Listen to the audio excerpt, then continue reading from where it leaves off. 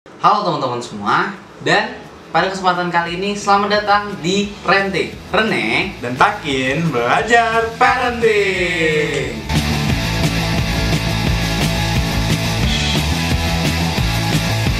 Nah, hari ini kita akan ngomongin sesuatu hal yang mungkin belum banyak orang yang tahu nih, Kim, yaitu mindful feeding. Nah, kenapa nih kita pengen bahas mindful feeding? Karena teman-teman, menurut literatur, kegiatan makan antara orang tua dan anak itu tidak jarang akan membentuk konflik. Nah loh, kan anak-anak biasanya tuh menampilkan perilaku ngerewel, yang nggak mau makan dan sebagainya gitu kan. Nah, menurut literatur juga, rewelnya anak karena tidak mau makan itu tidak jarang membuat stresor kepada orang tuanya. Nah, dampak kesehatannya adalah selain membuat stres orang tuanya, ada juga nih kepada kesehatan anaknya, yaitu adalah anaknya jadi jarang makan makanan yang sehat gitu. Anak jadi jarang makan makanan buah atau sayur, lebih banyak makanan yang mungkin memang mereka suka, misalkan kayak makanan yang diproses dan sebagainya. Oke, selanjutnya ada hal menarik nih terkait eating behavior dan juga mindful feeding di dalam parenting tentunya. Ada apa aja?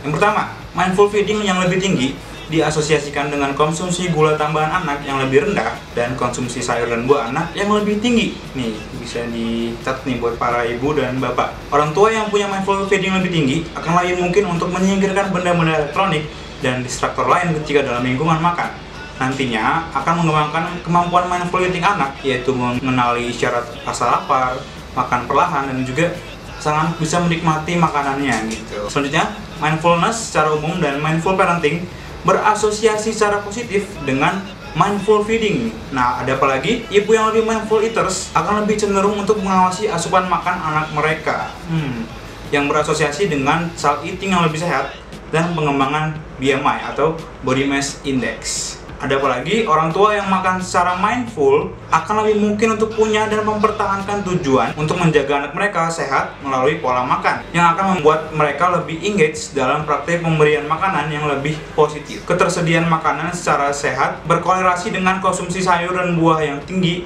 untuk anak preschool, school age, dan adolescents. Lalu, orang tua yang punya BMI lebih rendah akan lebih mindful ketika memberi anaknya makan karena mereka lebih conscious terhadap apa yang mereka makan dan punya value yang lebih dalam terkait healthy eating. Nah, mindful eating ini diasosiasikan dengan BMI yang lebih rendah pada orang dewasa. Kan tadi udah banyak nih poin-poin menariknya, tapi masih ada lagi nih teman-teman. Jadi memang mindful feeding ini sangat powerful ya. Poin selanjutnya adalah orang tua yang autoritatif punya rate lebih tinggi dalam mindful feeding dibandingkan dengan orang tua permisif dan autoritarian. Gaya parenting autoritatif berkorelasi secara positif dengan mindful feeding. Orang tua yang lebih menggunakan strategi mindful feeding juga melaporkan nih bahwa anak mereka akan cenderung tidak makan sebagai respon emosi, tidak menjadi fussy eaters, dan tidak punya perilaku waktu makan yang bermasalah. Nah, mungkin poin terakhirnya nih, di antara orang tua yang autoritatif dan autoritarian, mindful feeding orang tua dibandingkan dengan gaya parenting lain berhubungan terhadap perilaku waktu makan bermasalah anak. Orang tua autoritarian punya mindful feeding lebih rendah, juga berkontribusi terhadap food fuzziness anak. Oke nih Gin, kan tadi kita udah ngomongin nih mindful feeding nih powerful banget, positif-positifnya ini, tapi gimana nih cara ngelakuinnya dan sebenarnya apa sih mindful feeding itu? Jadi gini teman-teman, variabel mindful feeding sendiri masih menjadi variabel yang mungkin belum banyak nih diteliti gitu. Tapi dari literatur yang ada, ini menurut Mears pada tahun 2013, mindful feeding dapat diartikan sebagai kehadiran mental dan emosional yang tinggi dari orang tua ketika waktu makan dengan anak. Gitu. Gimana cara ngelakuinnya? Mindful feeding dapat didasari berdasarkan dimensi dari mindfulness itu sendiri. Yang pertama adalah observing. Jadi memang observing ini adalah poin penting dalam menjadi mindful. Kita mengobservasi sesuatu. Dalam hal mindful feeding, orang tua bisa mencoba untuk sepenuhnya fokus nih dalam mengobservasi anak ketika memang jam makan sudah tiba. Dimensi kedua adalah describing. Dalam hal mindful feeding, orang tua dapat melakukan describing atau mendeskripsikan sementara perasaan ketika memang mungkin anaknya rewel terhadap makanan yang harusnya dimakan gitu kan, dengan melakukan kita melabel gitu. Misalkan anaknya rewel, terus orang tuanya merasa kesal, ya sudah pahami bahwa oke, saya kesal, tapi nggak apa-apa, ini memang prosesnya dan sebagainya gitu. Jadi memang harus di-acknowledge rasa kekesalan tersebut. Nah, ketika di label atau di describing, perasaan-perasaan tersebut akan menjadi valid dan menjadi hal yang biasa. Terus poin ketiga atau dimensi ketiga adalah acting with awareness. Nah, ini cukup self-explanatory lah ya. Dalam hal mindful feeding, orang tua dapat benar-benar nih memfokuskan kegiatan waktu makan dengan anak dan tidak melakukan hal lain atau memikirkan hal lainnya. Orang tua di sini benar-benar dapat menikmati waktunya dengan anak dengan cara makan bersama. Dimensi terakhir adalah accepting or allowing without judgment. Dalam mindful feeding dapat dilakukan dengan tidak memarahi anak atau menghakimi anak ketika memang misalnya dia menolak memakan sayuran atau buah gitu. Ya sudah, mungkin butuh penjelasan lebih lanjut kenapa anaknya butuh makan sayur atau buah, atau justru mungkin pengolahan buah dan sayur yang mungkin dicoba cari cara lain. Jadi tidak boleh menghakimi anaknya dan tidak boleh memarahinya. Itu poin terakhir. Sekarang kita akan membahas dampak positif dan mengapa harus dilakukan oleh orang tua.